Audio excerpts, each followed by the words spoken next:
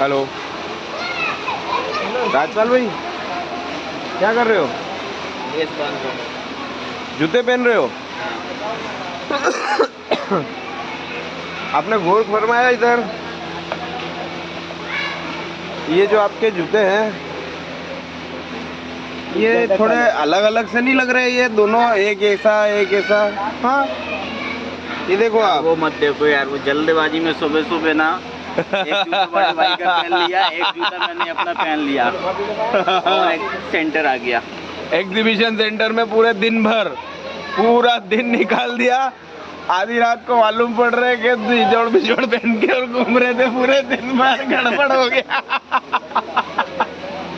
पोपट हो गया दिन भर में। अभी पता नहीं किस किस ने देखा होगा और किस किस ने नहीं देखा होगा। देखो आप